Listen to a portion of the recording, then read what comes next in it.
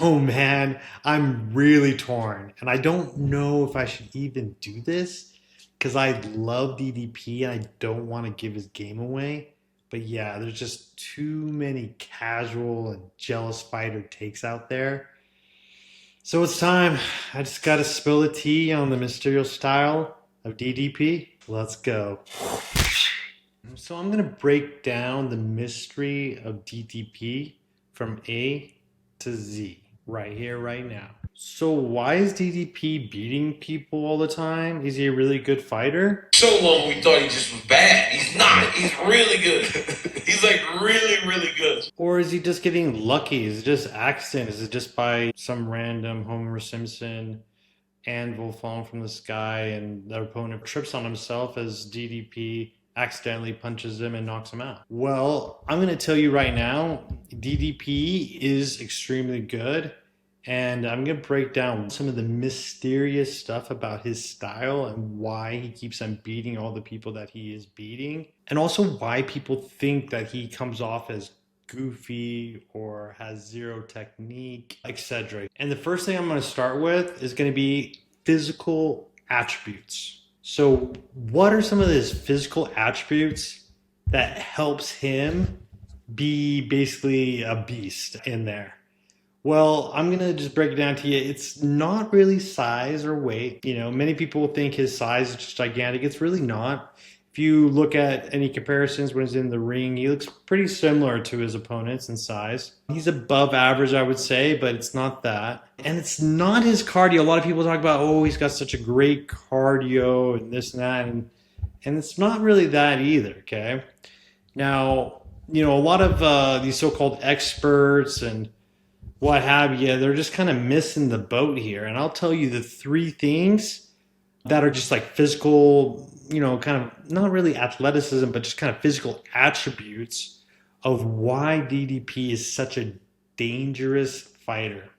Now, number one, his hands. He has heavy hands. Guys, his shots hit different. It's not the type of power like the explosive, like Ngannou or, Conor McGregor first round type of explosive power I'm talking about. I'm talking about thudding stones on his hands, similar to Poatan, Pereira, Alex Pereira. That type of heavy hands. Right there with, like, Roberto Duran, Poatan, heavy hands.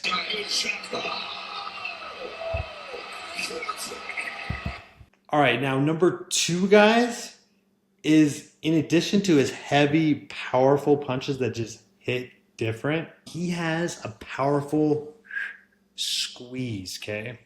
When he gets a hold of your throat, he's one of those type of grapplers that can, boom, get you to tap like that, could put you to sleep really quick.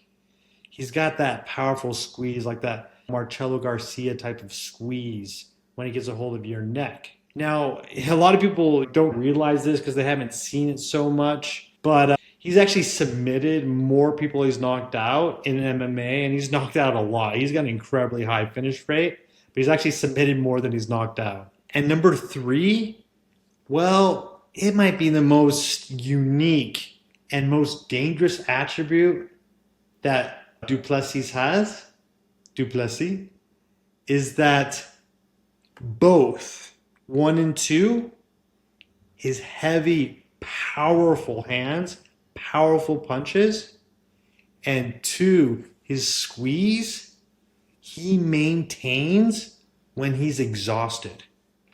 What's even more dangerous is that he maintains it when both he and his opponent are exhausted, are pushed to the limits. He can still easily choke you out and easily put you to sleep, hence the name of still knocks. Now, this comes to the idea of cardio. Does he have an amazing gas tank? No. You can clearly see before and after, no surgery, Dricus Du Plessis, that he gets very tired. You can physically see it. However, he has incredible mental toughness to push past that. He's probably the most mentally tough guy that we've seen in the sport in terms of ability just to grit it out and fight through exhaustion.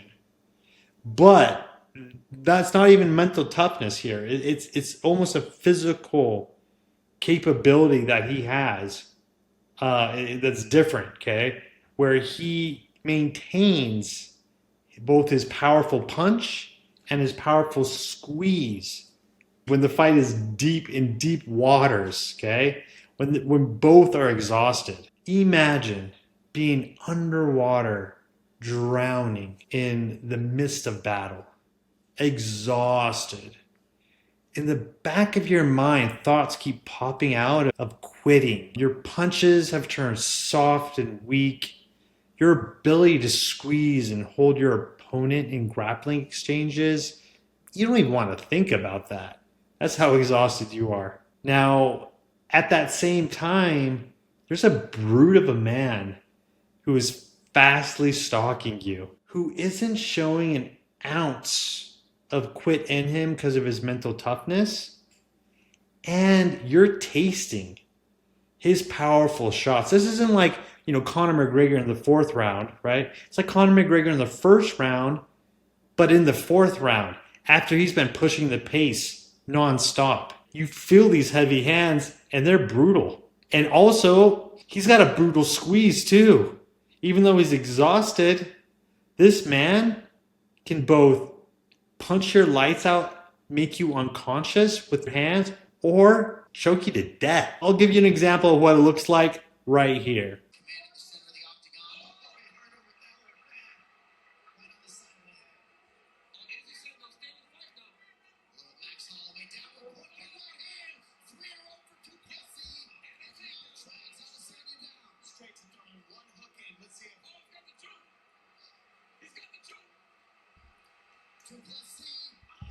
Okay, guys, so now you see those three main physical attributes of what makes DDP such a scary and unique fighter. Okay, now some of the honorable mentions due to his physical prowess, I would say, he has a bit of above average size. It's kind of exaggerated. A lot of these other guys are really big, like Caio Bahalo and Izzy was like really looked just as big or bigger than him in there. Darren Till looked just as big or bigger than him. Poatan said DDP looks small in comparison, etc. I mean, he is above average size, but like a lot of these guys are just as big or bigger, like Riddler, for example, and a lot of these other guys. But he is a bit above average size. I would say above average strength. And then probably the best honorable mention is his fantastic chin. He gets hit a fair amount. And I haven't really seen him get truly hurt, truly dizzy, damaged, about to get knocked out. With Derek Brunson, when he was able to get mount over him, it did seem like maybe he got hurt with that shot. Got hurt with that shot right before leading to that awkward and clumsy Brunson getting mounted takedown on him. But also, too, I want to point out a lot of people use that as a clip showing that he's got really flimsy, bad technique, and he's really goofy, et cetera, et cetera. But, he actually just got rocked with a straight right hand straight to his dome right before that. And he was exhausted, but he was pushing the pace very hard. So he did get rocked, and he was exhausted at that time.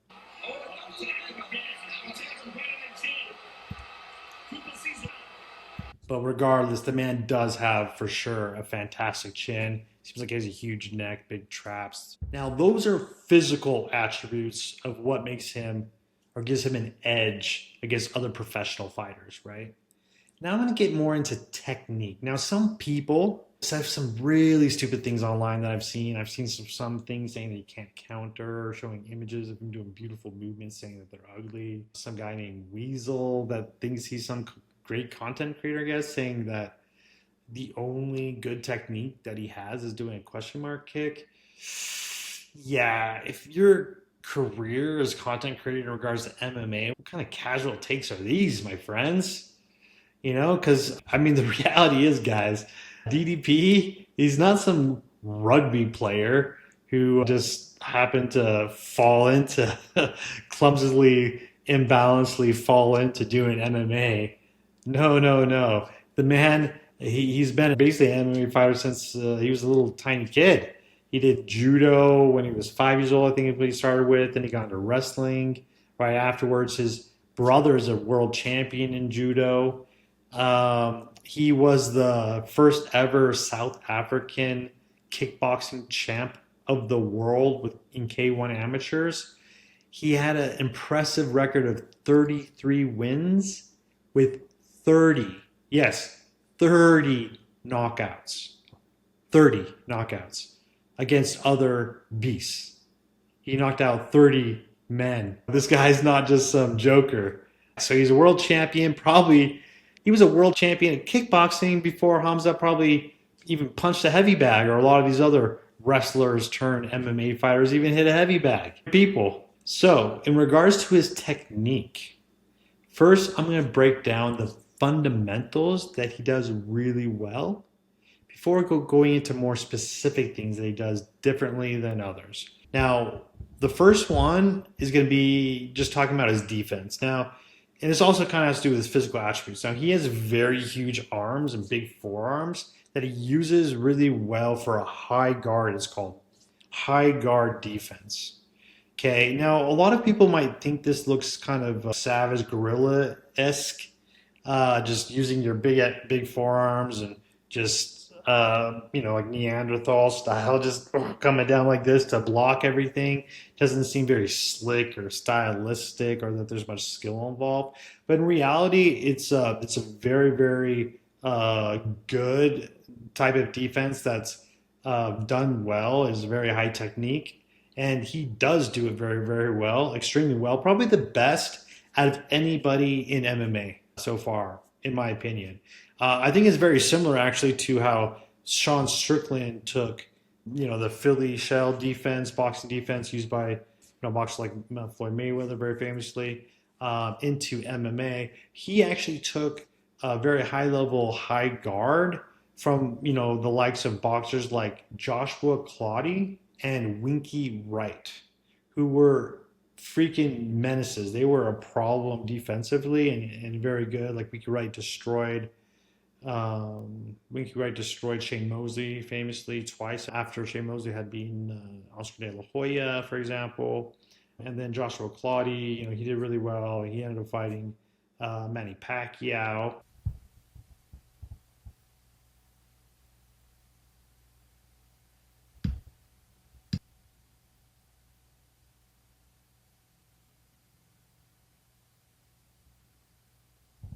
So it's not bad. It's not like just like some rugby player that just does this because he doesn't know what he's doing. It's high technique, very good. He probably does it the best out of any MMA fighter that I've seen to use that high guard. So one thing that he does extremely well with this high guard is he actually uses it. And I heard the stupidest take somewhere on things says, "Oh, DDP only blitzes. He doesn't know how to count." Dude, he is an amazing counter, which is huge in technique. Like if you are a very good counter puncher or a counter fighter, he also uses a lot of other weapons other than counter punching, but like counter kicks, counter spinning attacks. Like he does it all. He's amazing at counter attacking, actually, and he actually uses the high guard along with a killer, lethal, dangerous counter attack game as well, which is the next thing I'm going to go into. So he's got a pretty strong, pretty high up there elite defense with that high guard, and he uses it to counter his opponents very effectively. And that goes into another thing when countering goes hand in hand is timing. With countering, you need to have fantastic timing. You need to be able to time your opponent when they're going to attack, their rhythm, how to break that, when to come over the top or in between their punches or kicks or whatever. You got to time it very well. And his timing is elite. DDP's timing is amazing. Timing is huge in combat sports, and DDP has it. He has counters with a huge variety of weapons, a whole bunch of different kicks, spinning attacks even. He hit Sean Strickland with a beautiful counter spinning elbow, for example. And then just remember, his punches, they're not normal punches. When he counter punches you, these are heavy ass hands. Just alone, when he's just offensively hitting you, these are thudding, strong, heavy hands nailing you. Okay.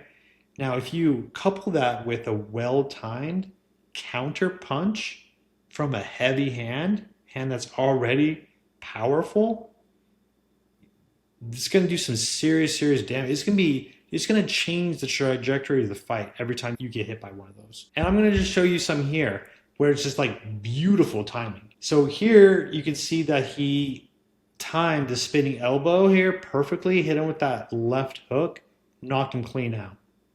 He did the same thing to Izzy right here. Left hand now. Left hand now for the champion. And forth we go. That was a nice thought. Dricus hit him hard there. Yeah, that one was very nice thought. Dricus hit him hard there. Yeah, that one was very heavy. He's trying another spin out before I got caught on the left hook. Oh, no. Big shot on the chin. And you can see Izzy got hurt. He was visibly hurt by this. Okay? Because I'm telling you, it's a counter, is well timed. When he's coming into the punch, he's not seeing the punch, and his punches are already brutal. Okay, they're already savage. But a counter, well-timed one is just that much more savage. I'm just gonna show you a quick little expose of DDP's counters here. Just so nice so you can just see how often he counters. And no offense to you guys out there, but to the casual eye, you're not going to really see it. You know, a lot of times you're just going to see punches between two people, and you know, you might just think whoever threw the most punches won that exchange, but no. Like, for example, there was sometimes in the Easy fight where he would throw like 3 punches that would slightly not really land, and then DDP would land one hard, well-timed counter right to the jaw, and that one well-timed counter right to the jaw is worth 10 times more than the 3 punches that basically didn't even, you know, land flush. So, you know, maybe the casuals don't see it, but, or a lot of fighting fans, even fighters, sometimes even the announcers miss it. But DDP, I'm telling you, he lands these brutal counter punches all of the time. And you know, maybe sometimes the opponent's good at playing off. I'm telling you, he has heavy, powerful hands and punches. It's no joke. Like, it is seriously hurting them and changing the trajectory of the fight every time he lands one of them. Now, this is one thing that he does that's kind of particular to his style now, okay? So, like I said, his fundamentals of timing, countering are amazing. But one thing he does is I think he uses how the goofy or the unathletic or like the seems like not a very good defense of the high guard that some people have the perception of, including other fighters when they look at him. He uses that to his advantage, actually, to bait opponents to come in to attack him. And then they get surprised, they get hit with a brutal counter. And I'm telling you, it changes the fight. So this is one thing he does really well. He just goes back and he does this as if, you know, he's defenseless. He's a defenseless, like, wounded animal, right? Like, just, he gets this, like, crunch in there and just goes back. And it's a bait. He's setting up his opponent to come after him. And boom, then he gets hit. And he's going to be different for the rest of the fight. Now, this is another thing that's unique to DDP. And I don't know if it has something to do with the high guard or some kind of strategy there, because I've actually even seen those other boxers like Joshua Clottey do this same technique where they'll actually bait their opponent just to punch their high guard. So they block it, but they intentionally get them to punch them. I don't know if it's to tire out the opponent or perhaps to get reads on the opponent for later. I'm not sure, but I've seen this with DDP. Clearly, intentionally baits his opponent. He like walks right to them so they throw strikes at him with his high guard. And he's so confident in his high guard to block that he goes and baits his opponent just to attack him. And he has no intention of counterpunching, I can tell you. He's just doing it just to get them to throw punches at him.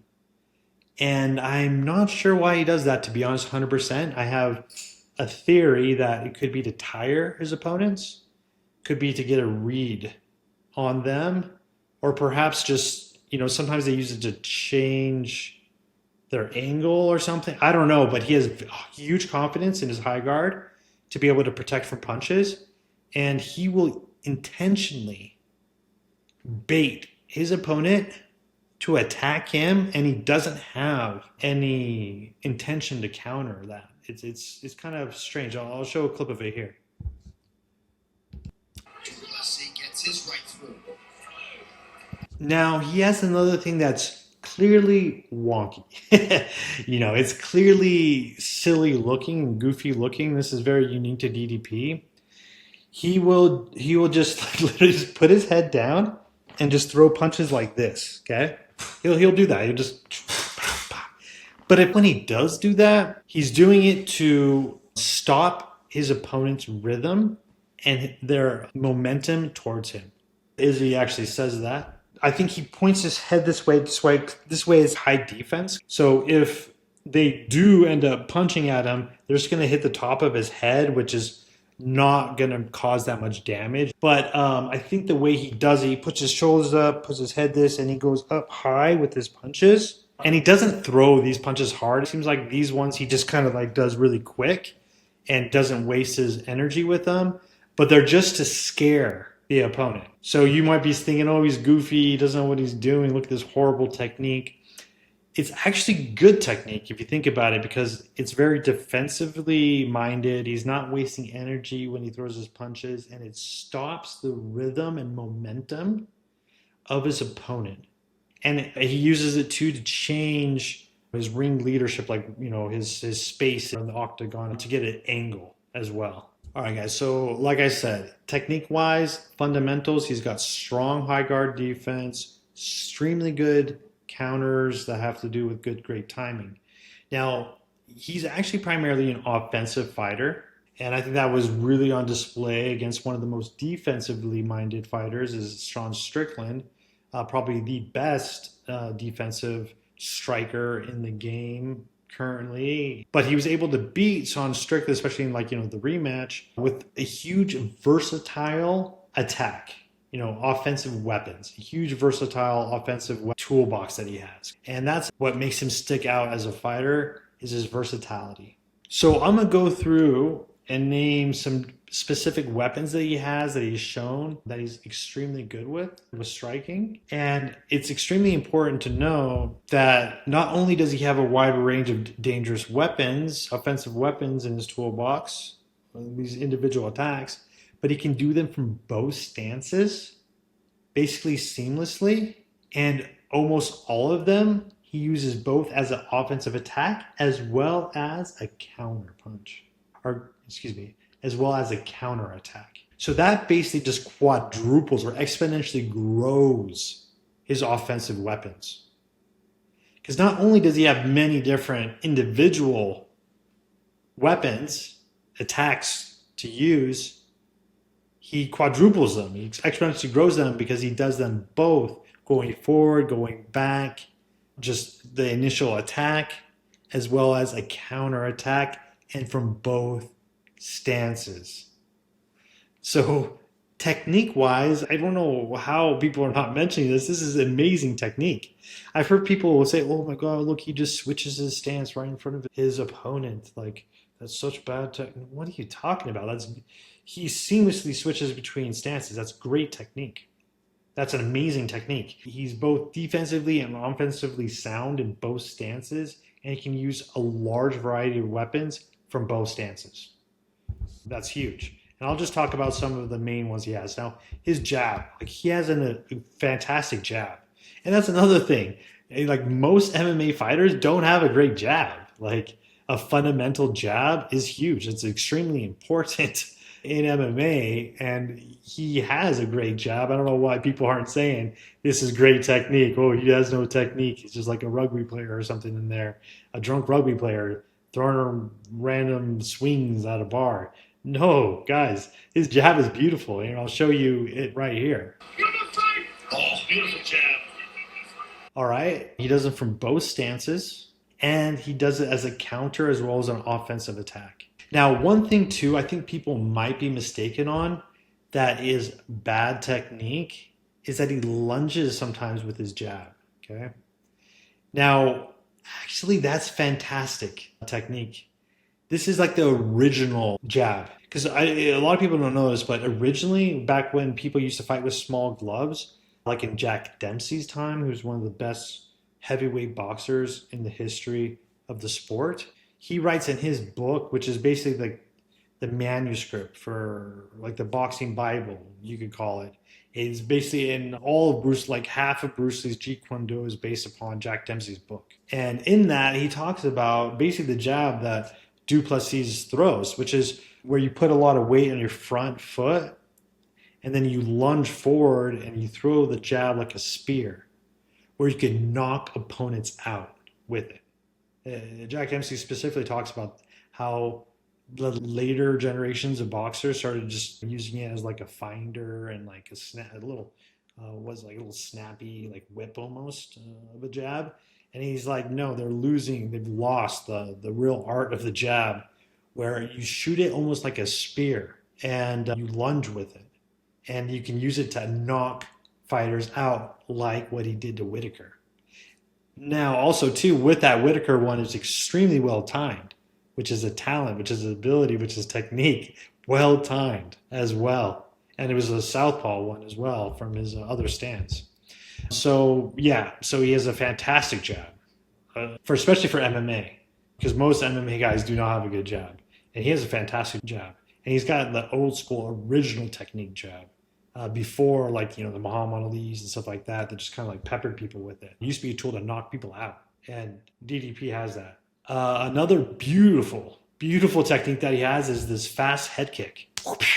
He throws it extremely fast, and he even uses it as a counter to punches. I'll show a clip right here.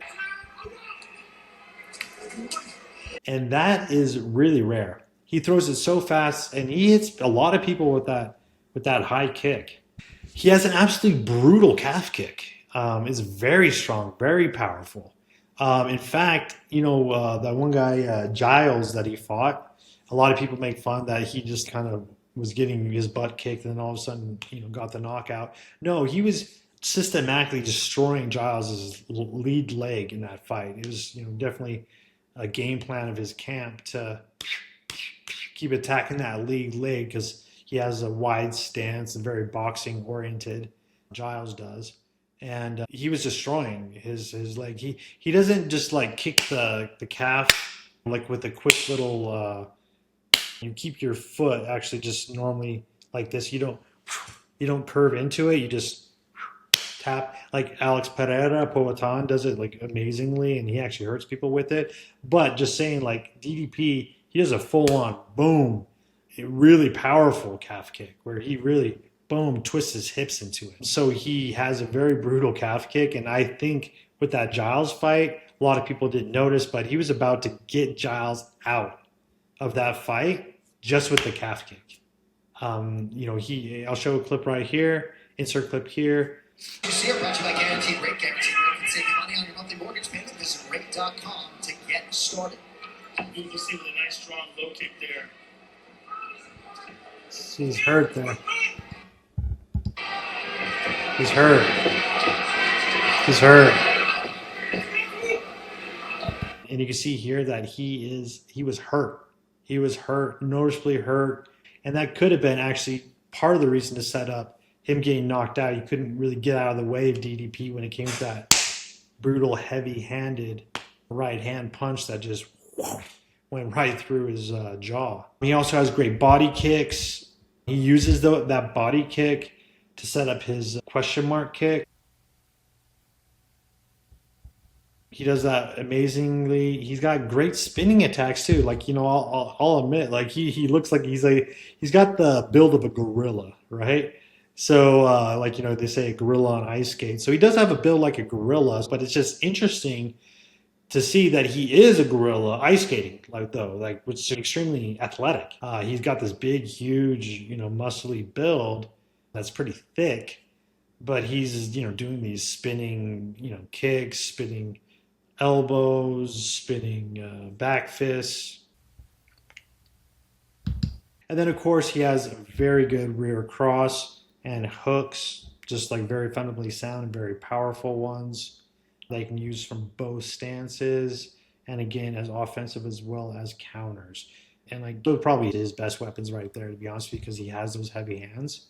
Just that rear cross, that hook, they're devastating, especially as counters. Now we come to the blitz. Now with the blitz, I don't think his blitz is really all that it's made up to. Like, people make a huge deal out of the blitz. If that's what he's all about, it's all he knows is how to blitz. I mean, he does blitz and he does use it to good effect, but his best tools are just like his general offensive, just versatility, variety of different attacks. He sets them up well. He does a lot of feints, and he can attack you from so many different angles and so many different sides and stances and weapons, both offensively as well as counter attack. That's just his general fundamentals. There is what's really dangerous.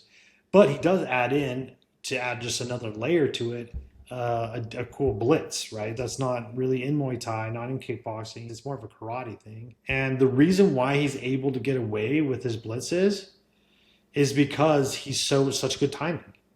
He is very good at rhythm. Like, people talk and make fun of his, like, oh, he's got no rhythm. He's like a white guy dancing or something. No, he's very good at timing and getting the rhythm of his opponents and knowing when he can get away with a quick blitz that's dangerous defensively. Right? He did many of them to Izzy, who's a fantastic striker and a fantastic counterpuncher, one of the best ever to do it in MMA. So that obviously means that he knows what he's doing with them. Now, I'm going to call out, my guy, Wonder Boy. I've actually met Wonder Boy in person at a UFC event, and he is a super nice guy. Like, he really is an NMF.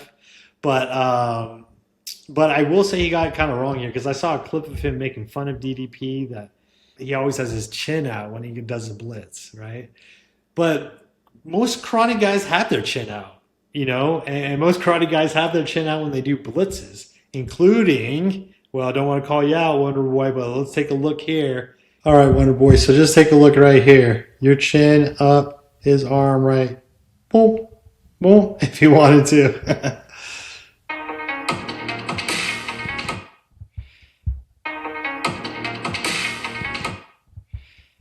So you can see here clearly our boy Wonder here. Is a bit of a hypocrite, because he does go with the chin up in the air as well. Now, so anyways, he's got great timing. He has athletic ability to cover distance very quickly, extremely quickly. As you can notice there with Izzy, he was covering that because Izzy's way longer, way more range. He'd be able to close that distance so quickly. Now, the second thing he gets a lot of heat for is when he smells blood in the water and he runs while throwing punches. Now, that's just silly. Like, to be honest with you, like, a lot of finishers do that. Like Dustin Poirier, for example, and a lot of others, they'll literally like run at, like, when they smell blood in the water, they'll run after you, basically throw caution to the wind and carelessly just throw, punches in bunches until they get you out of there. Which shouldn't be a knock on Still Knox, because he has, put, as the name Still Knox represents, has put many opponent to sleep. He's got extremely high finish rate in both his kickboxing record and his MMA and kickboxing combined. The man has put 50 men to sleep, 50 of them. So he knows what he's doing when it comes to finishing, obviously. And he has got very great instincts when he can put caution to the wind and, start to empty that gas tank and go for the finish, like what he did to people like Whitaker, for example. All right, guys, so that was a breakdown of his striking there. In my next video, I'm going to break down how he is extremely proficient with grappling as well. So check that one out.